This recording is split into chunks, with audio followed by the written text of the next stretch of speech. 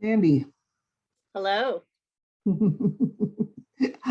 I love sometimes how we do this, right? We chit chat before. I Wink, know. wink, nudge, nudge. Hello again. I know. And then we formally start our podcast conversation. We say hello again. Uh-huh. Ah, what's happening in your neck of the woods? Well, it's, it's hopeful. It's Oh, optimistic right now. We're feeling, we've seen the levels go down here in Austin. You and I are both in Austin, and I think we are seeing each other. We're having some team events, yes, outside. yes. We actually last week had a team event at a restaurant here outside, and it was great. Some people came, some people still didn't feel comfortable, but it was great to see faces. Yes, Uh, I keep hearing that from so many friends and colleagues and teams that I work with that, oh my gosh, we saw each other in person, and we did this, so we did that. So I was in New York this past week, as you know, mhm. and worked in New York for the week. One of the nice things was to be able to go out and have dinner at nice places. In New York, they card you, and it's not about how old you are. It's let me it's let me see your vaccination. And they are serious. It's like I had not had to use that in Texas. So when I was first asked, you should see me quickly scrolling through pictures on my phone because I hadn't even tagged it as a favorite, right? My husband, who's Mr. Tech Savvy, once they said he just pulled up what he had tagged, but I had to scroll through. When did I take a picture of my card again? And the restaurants, they ask for that. Gift shops or any, not the regular gift shops, but like a museum gift shop, you're going in and they're asking you for your card. But it's so nice to be out. I felt so good about this that I tentatively said yes to a team offsite in Hawaii for December. I know, I know, I People know. can't see, but I'm clapping my hands. That's I awesome. know. I'm excited to see us doing our best to get back out and get back out there safely, because we are so needing this connection. What Yeah. did it feel like for you when you were out with folks from work this past week? So I think the most telling moment was when I had seen everybody because I go into the office more so than others. Mhm. I go in 2 or 3 days a week, but most people just go in one day a week. And so it was amazing and so weird to hear some people had never seen each other in person I know. on the same teams, and so there was one person who said, "Oh my gosh, it's so great to meet you and to see you. I've never met you." And so that was great. And really just it wasn't a meeting. We didn't talk about work. It was a straight up fun event. Yes. We were celebrating. One of my coworkers did a candy bracket, and so there was a winner who. And if you want to know the most enjoyable candy, the one that took the top spot was Reese's peanut butter cups. Real, I keep hearing that. Yeah, But I what, was what was kind of that? What was disappointed. that look on your face? What was that look? I just don't. If you're gonna pick the best candy, I I just don't know. think I it's don't Reese's. know. It's I not for voted me for either. Twix. Oh, you did? Yeah. So my favorite chocolate usually has hazelnut. I don't know. There's Oh. something about hazelnut and chocolate that, ooh la la, it just, oh my gosh. Yeah, it gets me every time. I was talking to my sister yesterday, I went to get a COVID test because allergies hit me so bad. And I'm like, okay, are these allergy symptoms or COVID? So anyway, so we're talking and she's like, what are you eating? What's going on? I said, chocolate. And she's like, oh, I'm like, chocolate with hazelnut? Just like, wow, feels so good. But yeah, I can imagine being out there with your colleagues and your team members, how great that feels.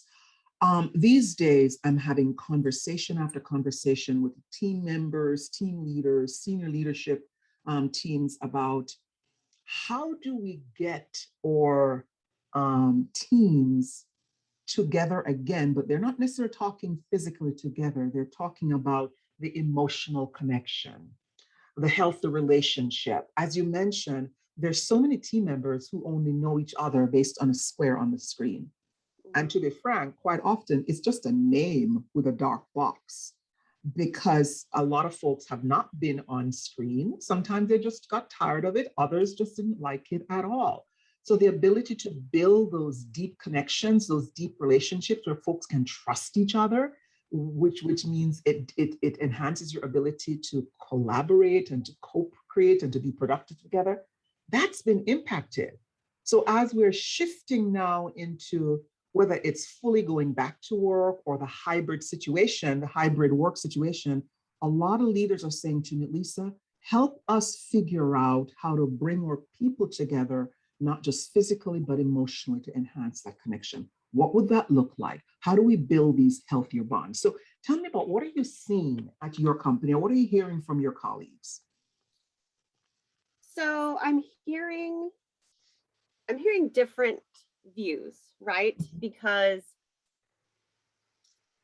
I have noticed people on different ends of a spectrum, in the middle of a spectrum. Some people want to get together a lot in person. I'm ready. Let's have a meeting inside. I am ready. Then I've got people who still aren't leaving their homes. And because of, family members or whatnot. And then you've got people in the middle who are like, yeah, I'll do this, I'll do that. And so I see the differing comfort levels of being back together. But you're asking me, I'm talking about physically, you're asking me about emotionally. And it's both. I'm also, Pardon me, man. And it's both. So yeah, it's the physical side of it and there's the emotional side of it, right? yeah.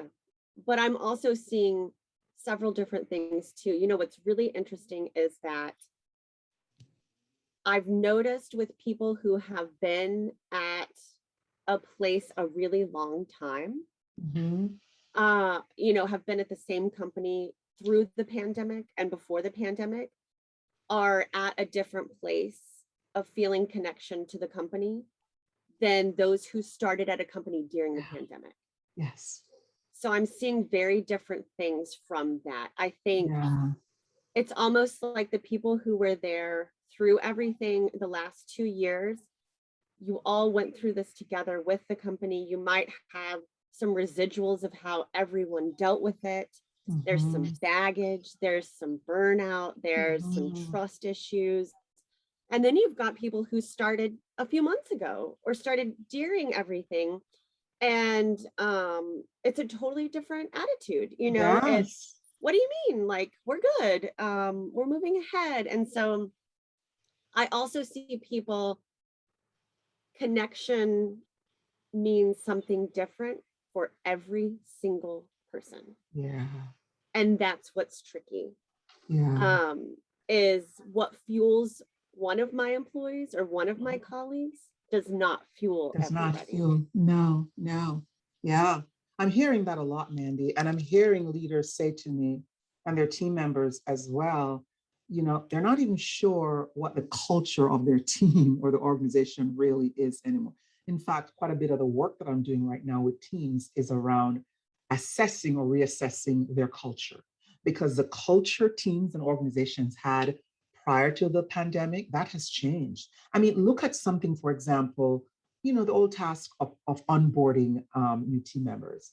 Prior to COVID, onboarding was done differently. When COVID started last year, organizations had to pivot pretty quickly to do this remote or virtual onboarding. And so you have folks who are working almost 2 years now on teams, and they've never physically met each other. And still, in some of these situations, they haven't spent enough time even looking at each other on screen like you and I are, right? Because oftentimes a lot of the work they're doing it individually. They may, even when they're collaborating, it might be screenless. So the culture that the folks prior to the pandemic knew of, getting together, chatting at the water cooler, you meet each other in the parking lot in the morning, walking in or walking out at the end of the day, or you're grabbing lunch, going to lunch, grabbing lunch in the cafeteria, or just, I've got a question, rather than sending an email, you just run across the hallway or down the hall or to the next building and you go find that teammate or that stakeholder and you go talk to them. And all those activities were activities that enhance the relationship and help to cement and reinforce the culture of the organization. Onboarding and the virtual experience has changed that quite a bit, right? And some of the changes are pretty obvious and some of them are not so obvious. What are you seeing in your own organization in terms of any shift in the culture? When I say culture, I'm talking about who we are as a people, as an organization, how we behave, how we show up, how we, engage and support each other. What are you noticing? So I'm noticing that people who were typically the type of people to walk around the office and chat with people as their main way of building that culture, it's it's it's missing. Yeah. And I'm noticing that we haven't replaced it with anything. And that's where I think we're at right now is what are we going to replace it with? Because we can't walk around, or some people still don't feel comfortable walking around, sitting down, having those happy hours in the parking lot, or even, sitting in on a different meeting to get an idea of what's going on. And like you mentioned, onboarding, we have actually really tried when someone starts to have a virtual coffee hour where you meet people to introduce them to different groups within the organization. So go to different department meetings. But what I have found is that we haven't fully, there are some voids that we need to fill. That was somebody's style. That's where they were comfortable. Our former president and CEO, who's been retired for a while now, that was his thing. He probably spent half his day walking around the offices and talking and chatting and checking in with people, and that's where he shined. I remember my first day, he introduced himself to me as the janitor and said that if I ever needed anything, I could come to him to take out my trash. And but that was his style, right? What an impression. Yeah, and he was incredible with that, building rapport and getting to treating you as a human. And that's why I do try and go in more, because I want to see people, I want to talk, I want to say hello, but that is not everybody's style. No, it's not. It's not. And so I don't know that we've fully replaced, and not replaced, but I don't want to say pivot. I hate that word. I don't know that we've fully moved into a new style of doing it. And I know you're helping people with that, right? Is how do we work on culture when everything we learned to do to build a culture was based so much on this face-to-face style? Being together. Yes. And so we haven't figured it out as yet, meaning you and your organization, and partly because there's a lot of work that needs to be done before you even get to the place of figuring out what to do, what this new culture is all about, what it's going to look like. So some of the groundwork that I invite my leaders to think about is, first of all, as a leader, you've got to do some personal work first, right? Because part of creating this culture is creating kind of the atmosphere and the weather conditions for this organization, right? The culture determines the prevailing winds, right? The speed of the wind, the temperature, that's what we're talking about, how people show up and how they behave and how they treat each other. And that's going to be based, how you and I show up to a great extent is determined by how we are doing right now, how we're feeling. What are we bringing to the table this morning? Last week when my daughter Chrissy wasn't well, and so we had to rush to the emergency room. And once I found out that she's fine, just say that, she's fine now, but we had to do that. And one of the things I had to immediately do was reach out to my admin and say, hey, Floyden, could you please rearrange my calendar for the afternoon, cancel everything, because I've got to run across town in New York. Thank goodness I was there to be with Chrissy. And she said, oh, certainly, certainly, we're going through a tough thing right now as well. And I said, oh, I didn't know that. So she shared with me what her family was going through with illnesses and health and stuff. And so what I had to do was, that was information, though I was in a rush to go take care of my own daughter.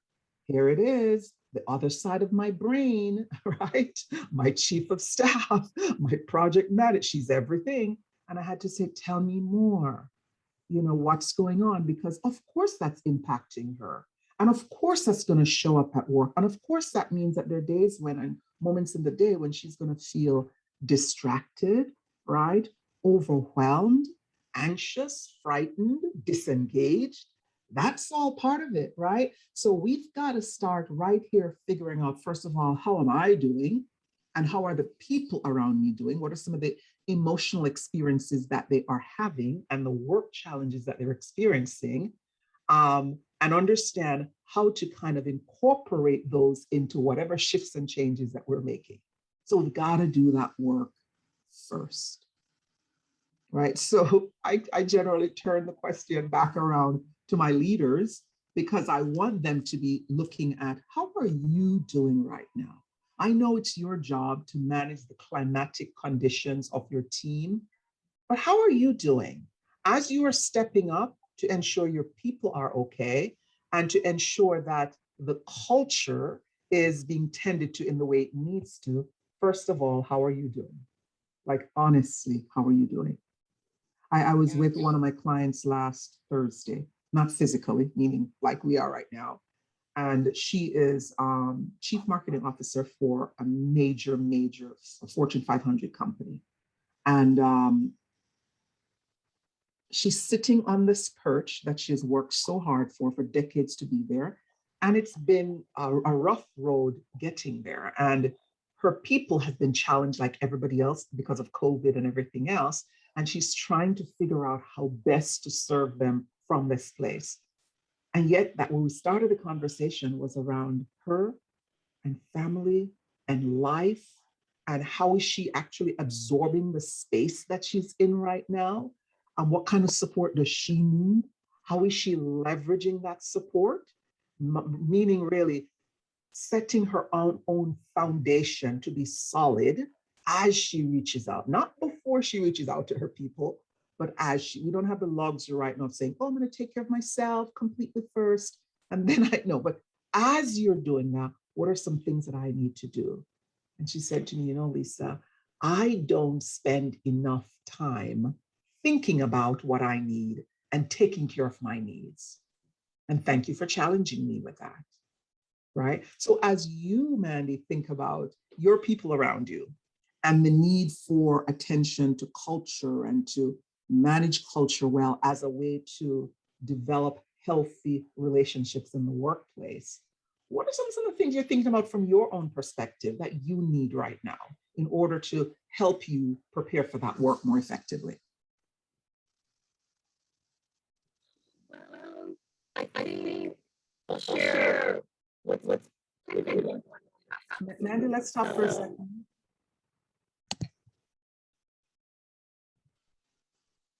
So I'm going to back it up a few months, because I think what I'm coming off of right now was a very, very difficult time as a manager and as an employee. So I lost back to back 4 positions, 4 employees. So it just kept, and it wasn't bad. It wasn't people were super unhappy. It was people were leaving for new adventures. We're all seeing that right now. But the last person who left was somebody who I considered my right-hand woman. I mean, I admired her. I would have loved to have promoted her at some point, but she left to pursue a whole new career, and it was great for her, sad for me. But I think I was so exhausted from hiring. I Mhm. just wanted to work. Just wanted to work. Just Yeah. give me a project. Let me Mhm. write an art. Let me write something. Mhm. Let me work on something. I am so sick of going through applications. I'm so sick of covering in jobs that I haven't done in years or don't Yeah. really know. And I was in a pretty dark place. I was just fed up. Mhm. And what I needed at the time was help. I needed help with hiring. I needed help with projects. And I did ask for help. And I got better about asking for help. But, I also needed that emotional support of this is temporary. Mhm. You'll get through this. And I did. I had the support of some amazing peers around me. Um, but it was just doing, and maybe I was so mad because I was doing stuff I didn't even want to be Didn't doing. want it to. Like I didn't, okay, I'll hire 3 new people. But I don't want to do one more. I'm so done. I don't want to do one more. And Mhm. I do, it's funny because I do love the hiring process. I love figuring out who a match is going to be and welcoming somebody to the team. And, we've got some great new team members, but I was frankly just done. You'd had enough. Yeah. And so I'm on the other side of it now. Mhm. And I think I was done too because the work just Mhm. kept piling up, piling up, piling up, piling up, piling up. And I didn't see an end in sight. And so I think also what I needed as well was, and we talked about this, was a huge shift in priorities. Yes. And I took some time off. Good for I you. took some time off. I booked a trip to Los Angeles. I'm going by myself in a couple of weeks. And Wow. yeah, and obviously my family is my number one focus. And so I needed to realign that as well. Like Mhm. there are a lot of things to worry about, and this isn't the end of the world. And Yeah. the catastrophizing that we talked about before.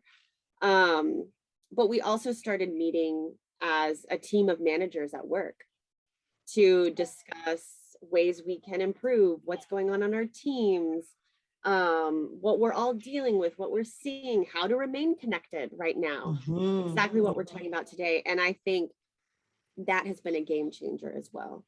That has been In ah. hearing that none of us are alone, we can Mhm. all be a supportive group for each other.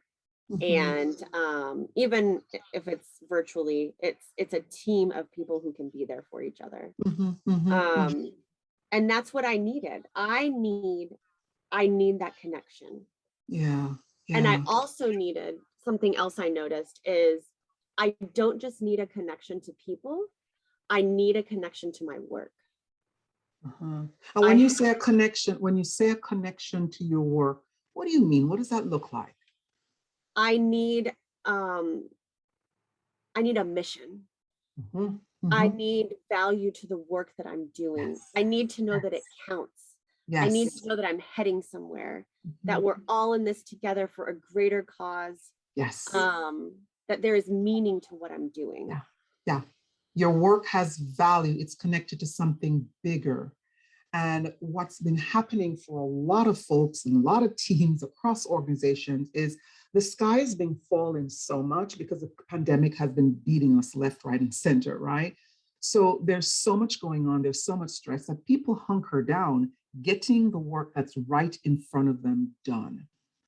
And quite often not spending enough time connecting to the work we're doing right now with the vision and mission of the organization. And truth be told, even really good leaders sometimes miss the mark there, where they're trying so hard to take care of their people right now and drive for the business results at the same time that they sometimes forget that, listen, on a regular basis, you've got to get your head up from under the water and be reminding yourself and your people about why we do the work we do. What is this connected to, right? So it goes right back to what you said a couple of minutes ago, the meaning of this work for you. When we have lost connection with the meaning of the work, why we're doing what we're doing, why is this important to my, not just my pocketbook, but to my soul and to my well-being, then everything seems harder when we've forgotten that, right? So even those important relationships that are critical for us feeling engaged and connected at work, sometimes team members might feel so worn out that to do the extra thing that needs to be done to reach out and engage seems like heavy lifting. Mm-hmm. Right? So this whole idea of nurturing culture and building healthy relationship, sometimes folks are just so tired that they're like, it's all I can do right now today is to get the work done. But when you pull back and ask, but what do you need to feel more fulfilled with work? Then they come right back to we're missing the connection. I'm missing my people. I'm missing those deep, meaningful conversations, or sometimes those quick little jokes that we exchange or whatever to make work feel like a fun place to be while we're getting real work done. Right? So again, even for myself, I bring it back to Lisa, what do you need right now for your work to feel more fulfilling and engaging? And as I shared with you earlier in the summer, I had to take a hard stop. I mean, I couldn't be on screen anymore. I was feeling so tired and worn, and I love my work. I eat, dream, and sleep this work. It's all about teams and leadership development and all that stuff. And yet I got to a place where it felt like I was climbing up a slippery wall, and I had to acknowledge that. And I had to acknowledge the fact that if I'm feeling drained and disconnected, I cannot be fully present for my leaders. I cannot be fully present for my teams. And so I owe myself, I owe the teams, the leaders, and the organizations I serve to acknowledge that, pull back, take care of self, go get the rest, the rejuvenation, the refreshing, whatever it is that I need, and come back to my people so I can serve them better, right? In a similar way, you're taking your break to take care of yourself so we can come back and to do what needs to be done to build these healthy relationships. So for this episode, we really have focused on, in order to build these healthy workplace relationships, what do we need to do, right? We stated what the conditions are right now. And the first place we stop is with us as the individual and as the leader. What is it that we need to do? Next time we pick up on this conversation, where I'd love to see us go is expanding that. What are some additional, there's so much more to do. What are some additional things? But before we wrap up, Mandy, I just called you Randy. Did you hear that? Before we wrap up, Mandy, the R's are going. What else are you doing? And what else are you noticing other leaders who you might be taking a page or a chapter from their book? What else are they doing to help themselves as individuals show up more effectively in the workplace? I think one of my managers right now is doing something that is lovely. I'll share two things. She's doing two awesome things, and I'll have to tell her to listen to this episode because I'm mentioning her. One is she and her team are meeting once a week to watch different TED Talks. This is our design team. And so they're watching different TED Talks from designers, and then they're talking about it and what's inspiring them. And they're having a conversation. They're watching something, and, they're still talking about work, right? But they're brainstorming. They're being creative. They're taking the time to not just taskmaster and check off design requests or check off something, but to talk about what they enjoy about their work. And in turn, that makes their work even better. So they're learning together. They're doing these extra learning things together. The other thing that she's doing, which I love, and which we're going to start doing, we're completely revamping the way we hold our weekly department meeting. So we're going to do it every other week now, and we're going to share a success from one of the team members. So we're going to, it could be a new report we launched, it could be a new website, it could be a new partner we got, something like that. But all of that ties into something we talked about in a meeting recently, was that we really, this past year and a half, went from and have been operating under one project to the next. One project, finish it, go to the next project, finish it, go to the next project, finish it. And what we realized we weren't doing was in between celebrating those accomplishments and taking a break. And I don't mean not working. I don't mean watching TV all day. I mean, taking an hour or two to celebrate what you did and what you accomplished, and not just doing that, but sharing that company-wide. Yes. Sharing that with leadership, our executive leadership. Here's what we did. Here's our something we do that we need to be more consistent about is we have post-mortem meetings. So here's what worked, here's what didn't work, here's what we learned. Let's celebrate it before we jump into that next thing that must get done. And those have been some amazing things for me personally and for other team members. Yeah. Well, you know, there's so much data on that right now, Mandy, about the power of acknowledging and celebrating accomplishments. And teams and organizations need that today more than ever. Because it's like a little jolt of medicine for folks when we're so stressed out, so overwhelmed, for somebody to say, Mandy, man, thank you for what you did. And I saw what you did, or, you know, your team is so proud of you for whatever. And at the same time, acknowledging the challenges and sometimes the failures that came with that particular project, because then you get to, as a team, talk about those things, dissect them and learn from them and support each other and move on. So next time, I want to see us go even deeper with providing our listeners with additional ideas, things that our teams that we're a part of, teams that we serve, that they're doing that's helping them revamp their culture, build stronger relationships, and literally enhance the well-being and productivity of each and every one of their team members. What do you think? I think that sounds great. And we always ask you listeners to do something.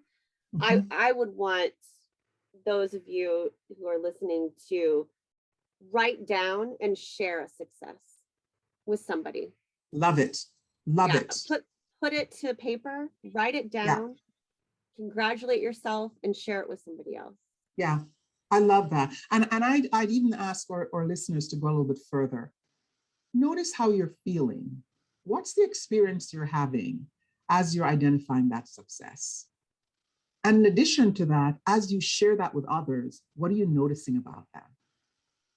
Let's pass this on. All right. All right.